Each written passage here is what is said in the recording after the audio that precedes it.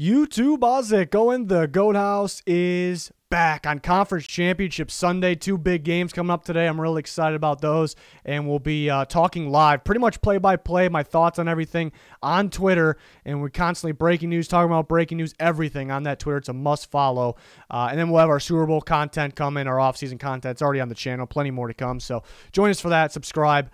But Matthew Stafford and the Lions last night kind of agreed that they should part ways this offseason. Stafford wants a contender. The Lions want to rebuild. Both make sense.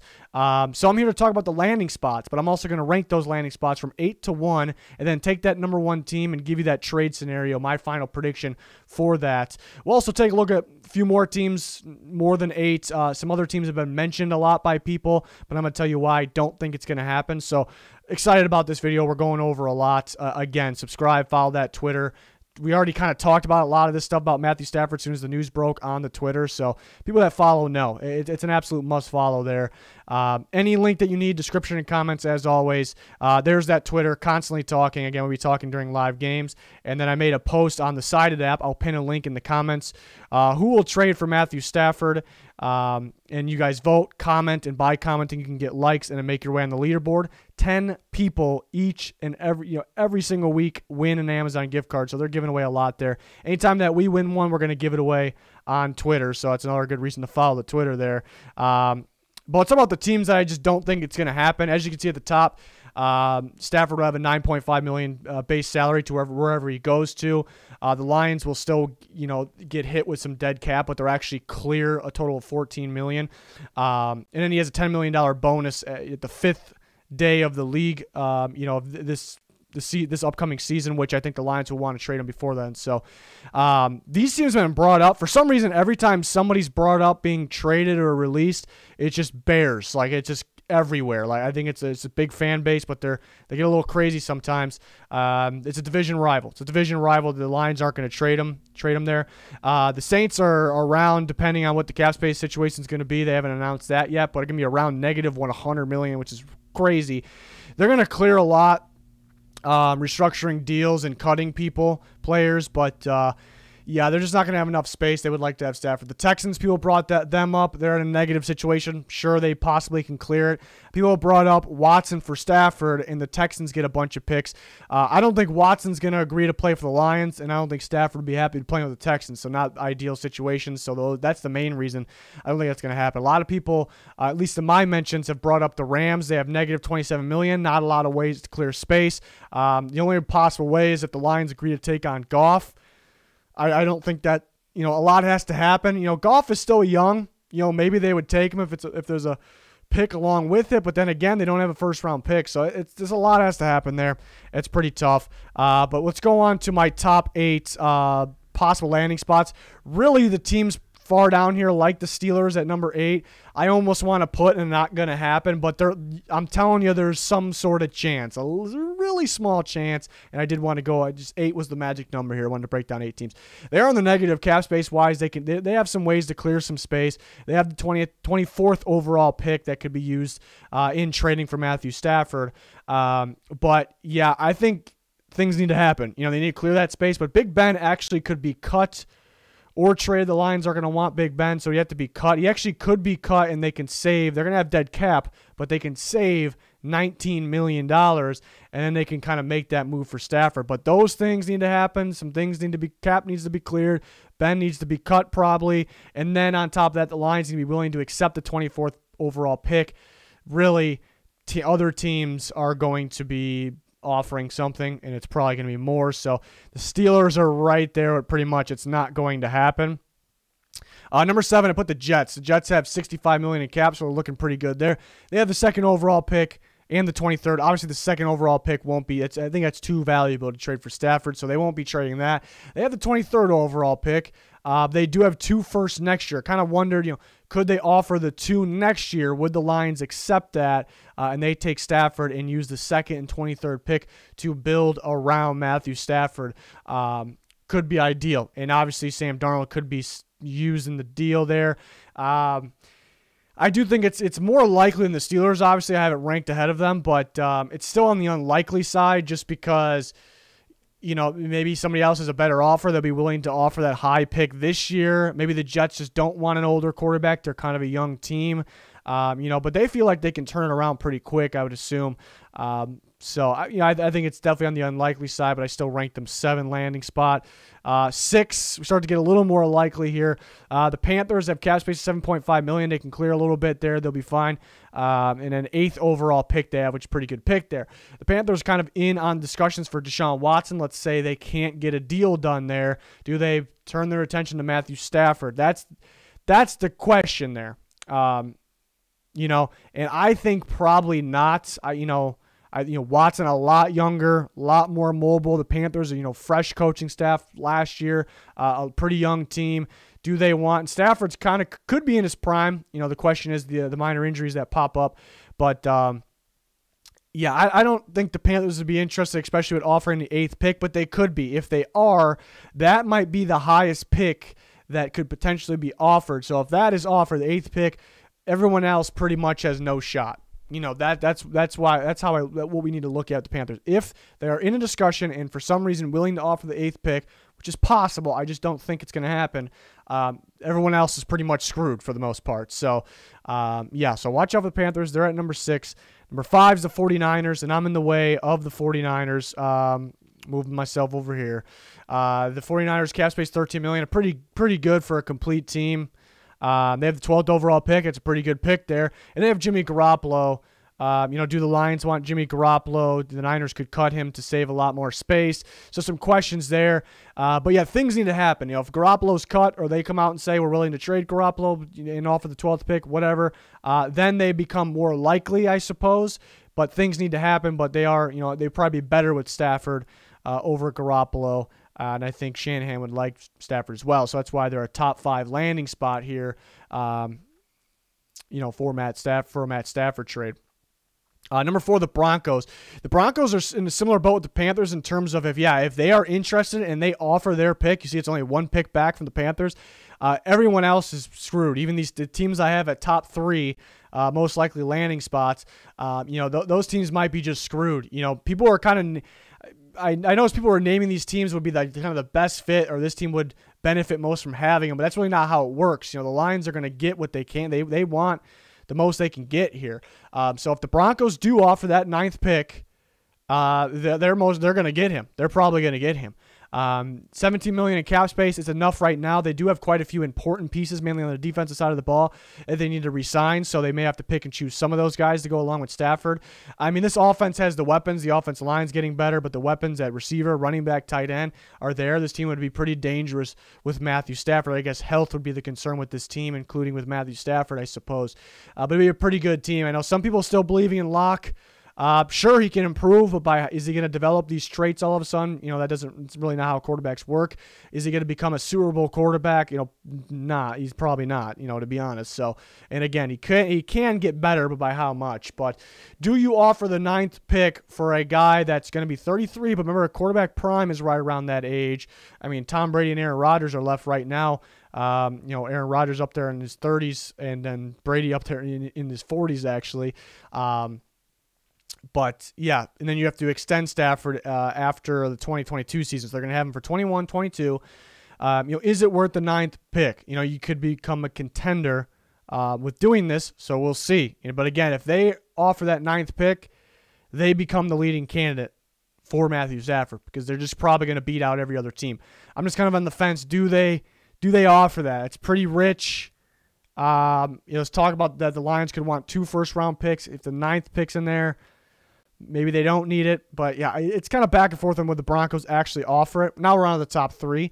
Number 3 is very tight, and the reason these teams are 3 is because I'm pretty damn confident I pretty much can lock it in that these teams will at least make the call about Stafford, while, again, the Broncos could trump these teams, I suppose, with that 9th overall pick.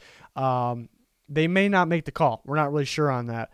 Washington football team at 3, the cap space is around 30. All these cap space numbers are worst-case scenario, around worst-case scenario, because the cap number, this is what projected $175 million team cap, and that could actually go up a little bit.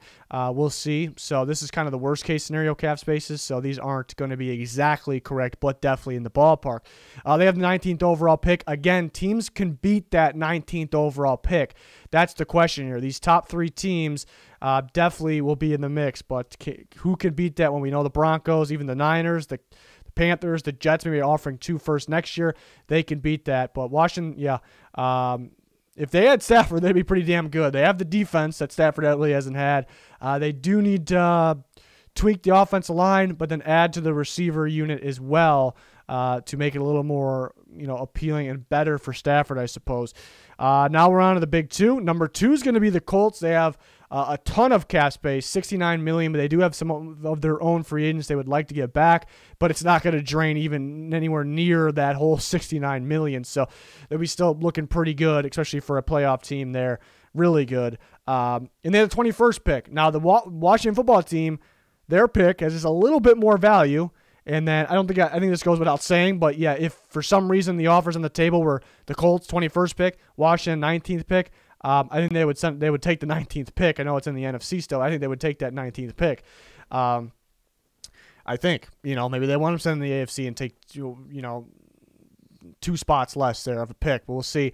But the main reason I have the Colts ahead of Washington is I think they'll be willing to do more than Washington, more than just the 21st pick. Add another first next year. But keep in mind, if the Colts got Stafford and they did well in free agency with the rest of that cap, that they would probably be a bad pick, a late first-round pick next year. So how value is that? I kind of run through a scenario on Twitter just to get people's idea. What if the Colts offered the 21st pick and then next year first, which would be late, and the Broncos offer the 9th pick? They may take that 9th pick instead of the 2 picks because there's that much of a difference there. Keep in mind the Lions do have the 7th pick, so that'd be pretty damn good too, and they can use this ammo to trade up to get the legit quarterback of the future, a better quarterback of the future than where they at 7 perhaps. But I think the Colts will be willing to offer a little more than the Washington football team. They both be a really good team, a lot better with Matthew Stafford. I just think the Washington football team they're still building in a way. They can win now, obviously, but they're still, maybe not based on this year, not as far along as the Colts perhaps, so they'd be okay, maybe still searching for that guy of the future and keeping the team somewhat young. So I think that's why the Colts would offer more. But my number 1 landing spot, and we're at this moment, this early stage, where I'm predicting him to go would be the New England Patriots, who have $55 million in cap. They have some free agents as well, but they're going to have plenty of cap space, and they have the 15th overall pick. So the 3 teams that I'm very, very confident that will give at least give the Lions a call. The Patriots have the best pick out of the group, so they probably have the better offer. They got good cap space. We talked about that. Again, if the Broncos or the Panthers come along with that 8th or 9th pick, maybe the Niners with the 12th pick, then a team like the Patriots might be in trouble, So I think that we have to look out for that. But I am really confident the Patriots are going to make a really good offer. I kind of talked about it a lot. I couldn't tell you what videos, but I've talked about it in a bunch of videos, maybe in a podcast or 2 as well, during the season, and then, kind of getting in off-season mode as well, but that the Patriots will be looking to get a veteran, a good veteran quarterback. They don't want to mess around with another project, with Cam Newton, a little bit of a system change, too many question marks there, and they don't want to, 15th pick looks pretty good, but do they want to bring a rookie in? It's kind of a project at the same time. They're getting a lot of opt-outs back in. They have $55 million in cap. They can upgrade, they need to upgrade the receiver position, might need to tweak the offensive line.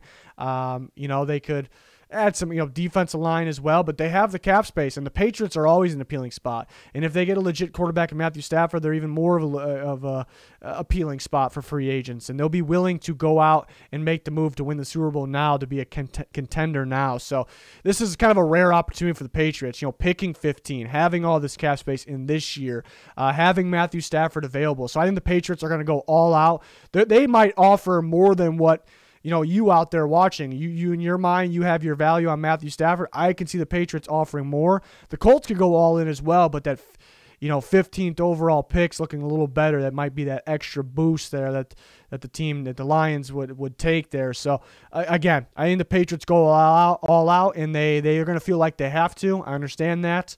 And they can make the team better around him. So that's kind of my feeling right now. Again, kind of a recap, I think the top 3 teams definitely make the call. And then the next, I think the Broncos are probably in their own tier. I put the tier 1 teams, Patriots, Colts, Washington. I put tier 2 for getting Matthew Stafford, Broncos. And then I'll put tier 3. Tier 3 would probably be Niners. And then I'll put the Panthers and the Jets in the same tier. And the Steelers are kind of right on the fringe of being of not. I mean, it's probably not going to happen. That's where their tier is at. Probably not going to happen. Might be able to say that for the Jets as well. But yeah, and I said it a million times, but if a team like the Panthers or the Broncos, involve that 8th or 9th pick, and the other teams might be screwed. That's why I see a lot of people mentioning a lot of these teams, but I see a lot of people saying Colts, like it's going to happen, Colts, and it's a great fit. The Colts would be very fun to watch, a really good team. We know the Colts would be interested, but those things don't mean it's going to happen. Those things mean there's a pretty solid chance, or there's a chance, but the Lions have to accept the deal. They have to accept the best deal. Multiple teams will be involved. I've seen people say that almost half the league will make that call and be interested. That might be a little more than I would say, almost half the league, but you get the idea here. But we could take a look at the trade scenario that I came up with at this early stage here. The Patriots was my pick. They get Matthew Stafford, and I think the 15th overall pick in a 2022 first. Again, I think those teams that might we don't know, might offer a better than the 15th overall pick. So again, Panthers, Broncos, Niners, they would only offer that pick. Again, those Panthers and Broncos might want something back, a mid-round back, 'cause that's a top 10 pick, So I think the teams that would be willing to offer more than just a first-round pick, it starts with the Patriots in order of how high their pick is in the 2021 NFL Draft, the 15th overall. So that's where I decided that 15th overall, 2022 first. And again, I think if the Lions are telling the Patriots, hey, the Colts just offered us 3 first-round picks, I don't think that's going to happen, or maybe something equivalent, 2 first-round picks, a second. Patriots be like, all right, we can match or beat that. I think the Patriots would be willing to do that. I'd be surprised, really, if they weren't, because this is their opportunity. I really don't think they want a project, a rookie, which is kind of a project. They have the cap. It's all lining up at the perfect time for the Patriots. Maybe they don't view that's all it takes too. Maybe they don't view Matthew Stafford as good is where the Lions will value him. I mean, he's a really good quarterback. He's got a strong arm. He does make some mistakes. There's sometimes we'll turn the ball over in the red zone, make some mistakes. He can't really escape pressure like he used to. And he has some minor injuries. So some teams maybe they won't value him that high. But again, he hasn't really been on that great of a team. Lions been struggling, so we'll see. That's my thoughts. You can let me know your thoughts in the comments. You can get to me very easily on Twitter. Just mention me there. Constantly talking on there. Go to that Sided app that I'll put a link in the comments to. You vote. Just give me your thoughts there. So there's a lot of ways to talk about this Matthew Stafford news, which is pretty big, and I think something. Obviously, we think something's going to happen here. So. Really excited about this and more news like this to come out. We'll be breaking it all down, of course, on Twitter first, then right here on YouTube. So, yeah, smash that like button, subscribe, turn notifications on, all that would be much appreciated. That's going to do it for this one. Thanks for watching. Goodbye.